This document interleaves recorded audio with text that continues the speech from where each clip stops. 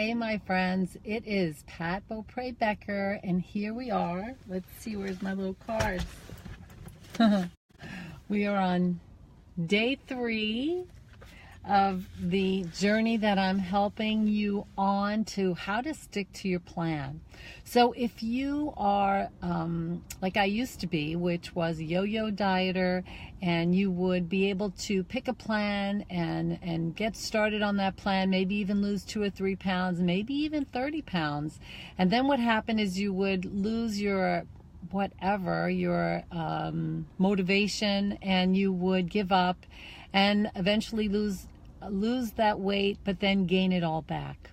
So if that was you, I want to show that if you can stick around, so that these 14 days I am sharing with you life strategies that come from life coaching, as well as weight loss tips. And we combine both the mind and the body in learning about the brain and what we know about the brain and all the research that has been done about the brain that actually can assist us in succeeding in setting goals and creating new habits. So day 3 is about setting goals and about creating new habits. I'm trying to keep this thing still. So I came down to my shopping area because after this I was going to walk through the market to talk about salad dressings and to help you to understand and to pick the best salad dressings. But I went there and I decided instead to just do a little video. So I'm going to post the video later on of my little journey through the market and looking at different salad dressings, because there are hundreds and hundreds of salad dressings, and reading labels is really important to picking the right salad dressing. Of course, if you have a lot of creativity and making salad dressings is easy for you, that's the best way to do it, because then you know the ingredients are fresh, you know that they are pronounceable, they are not do not have a lot of preservatives, there's no sugar in them. And one of the highest problems with salad dressings is lots of sugar and corn syrup. So I will post that video after this Facebook Live instead of doing it at the end of it. So that's what's going to happen. So let's talk about, so day 1, we created a plan, right? It's like you have to have a plan. What is it you're going to do? And we know this again because from the research on the brain, we know that the evolved portion of the brain, the prefrontal cortex, which is our CEO, and the CEO is the part of our brain that loves to plan and then execute to plan, whereas the primitive part of our brain is the one that is trying to protect us, trying to keep everything the same, trying to be efficient. And so we have this conflict of what happens when we put certain foods in our body, and our brain goes wild because the reward center is hit with dopamine, and therefore the brain thinks it's important, and so we want to have more and more and more. And of course, if you have struggled with weight and you want to lose weight, that is not going to help you. So what we want to do is actually figure out how can we hack what we know about the brain from brain science and help us to create new habits. So in day 2, after we created our plan, we talked about your why. Like, why are you going to choose not to eat those ribs slathered in juicy and very sugary barbecue sauce instead of choosing maybe a slider without a bun or a salad with some vegetables? Like, what's going to give you the reason when you're tired after a long day that you're going to remember to choose what you have already decided to choose, but somehow at the end of a long day when all your decision-making capacity has been used up at work? Like, what is going to help you to stick to your plan? And that's what this is all about.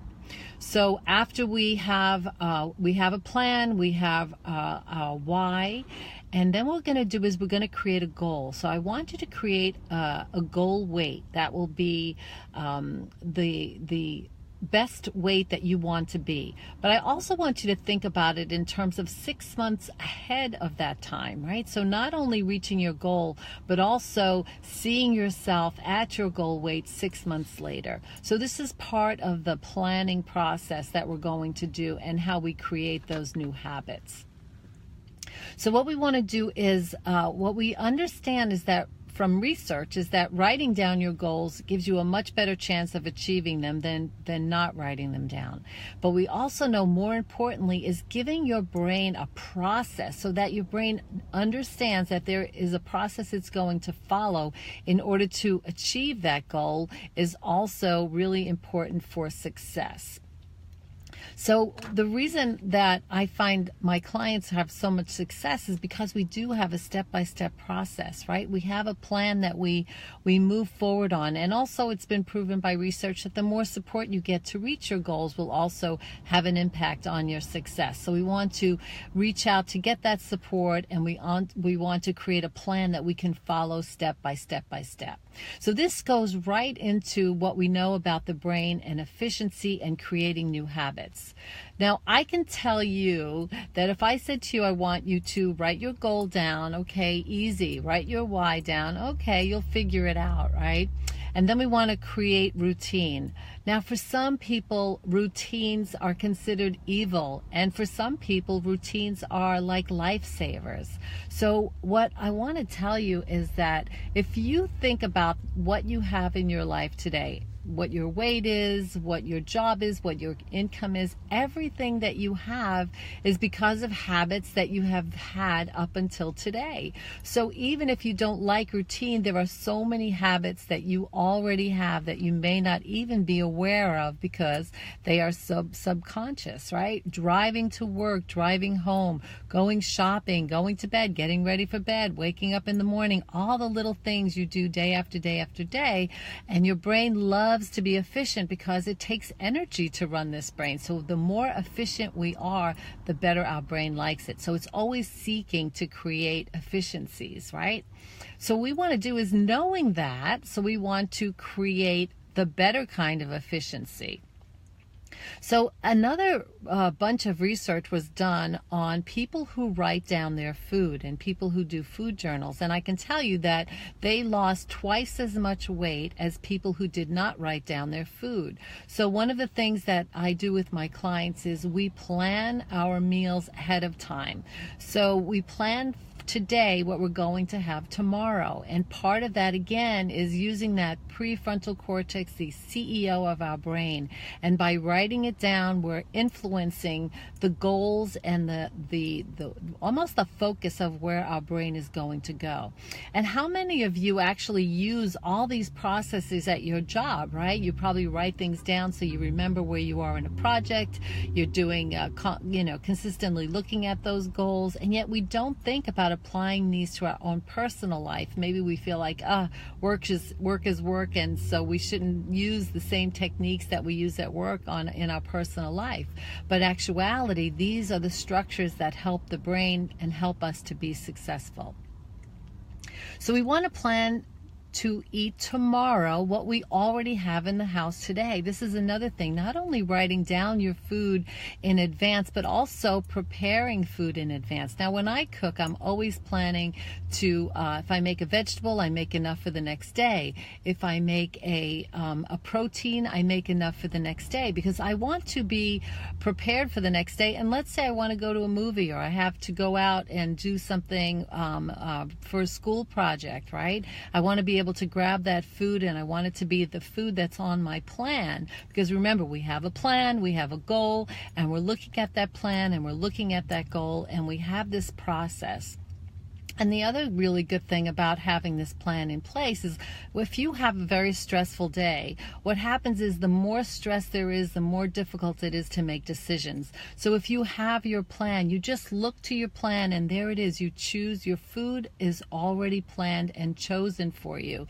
And so that's one less decision you have to make, and then that is less stress that you have.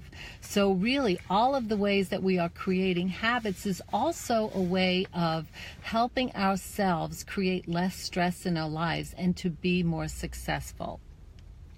So of course the initial process of change always feels disruptive, right? It's like when you're first learning to drive, you have to look to the left, you have to look to the right, you have to do many more processes. And then after a while, you don't even realize it, but you get on the road and you're driving and you haven't done any of those checks consciously.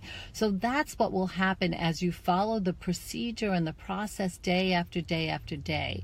Now somehow we think that food should be entertaining, it should be love, and there's a lot of ways we use food that's more than nutrition, and that's part of the problem. So we don't think we can routinize this kind of the idea of entertainment. We don't want to make a routine, although I'd have to say I bet you have a routine about watching TV, which is entertainment, right? We have so many routines. So what we want to do is take our food and our planning, and we just want to make it a routine. We just want to make it a rote, whereas it's just being done over and over and over. And I can tell you, after doing this, because this is the way I've been dealing with my food for quite some time, and it really works. It works at maintaining the weight. It works at really having space in my head to think about other things. So let's see. So we want to write stuff down. That's going to be the new habit that you're going to create. You're going to write things down and you're going to look at them and check for them and refer to them all the time. So the thing that I know for sure, especially from life coaching tools, is that your thoughts create your feelings, and your feelings are the things that drive your motivation. And so your mindset is really important in terms of weight loss, in terms of sticking to your goals. If you are thinking, I can't do this, I don't want to do this, that is a mindset. We think that is something we have no control over, but really it's just a way of thinking about something that's going on in our life. So if we can learn to change our thoughts and have some bridge thoughts in between, so that maybe we can't right away get to I love eating this healthy food, but maybe we can get to, I'm learning to have food just be part of my nutrition. I'm learning not to use food as entertainment. So we want to work our way towards the ultimate goal, which is to have the habit of eating healthy without thinking, with ease. It's kind of the way I imagined people who are naturally thin would be, right? They don't think about food. They don't think about it's no big deal to them. Whereas for me, I had so many thoughts about food for so often. And the wonderful thing about this is, so once you reach your goal, okay, so you follow the plan, you create these daily habits, you're losing your weight. It may not be fast, but you're losing it consistently, because again, as I said yesterday, it's really important to make this sustainable. You want to be able to sustain your eating habits well beyond your goal, right? Because that's what you're going to do. You're learning new habits. So by the time you get to your goal weight, your habits are already there. And then what happens? Well, then you create a new goal. You can up your goal. Maybe you want to run or walk a 5K, or maybe you want to learn a language, or maybe you want to get a promotion and you want to learn some new things. So then you have new goals that you can set in place, and you can use the same process towards reaching those goals. So I really want you to consider and be open to the idea of creating habits, of repeating things over and over and over again.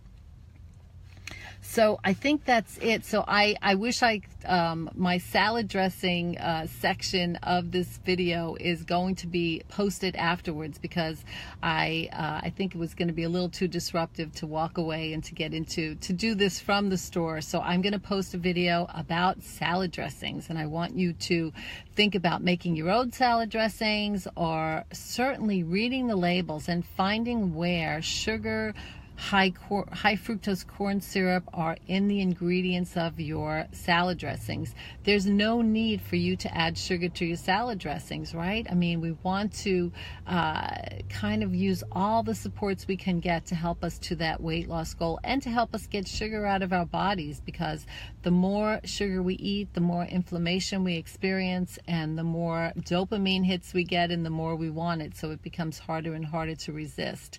So I don't want you to choose sugar in your salad dressings when you can make your own salad dressing using lots of fantastic herbs and lemon and all kinds of wonderful ingredients. So as you will see, my favorite is Paul Newman oil and vinegar, because I have the big crush on Paul Newman, because all of his money goes to charity, and because there's no sugar in the ingredients. So that's the one that I choose, but I do, in the video, I'll go over a couple others. So all right, I'll see you tomorrow. And remember, routine is good. You want to create habits that you can turn to day after day after day. So the food won't be boring, because you will have different choices for the kinds of food you eat. But you won't be deciding on that day what it is you're going to have, because you'll already have that taken. That'll be like check, done, and now you move on to your day. All right, my friends, I'll see you tomorrow.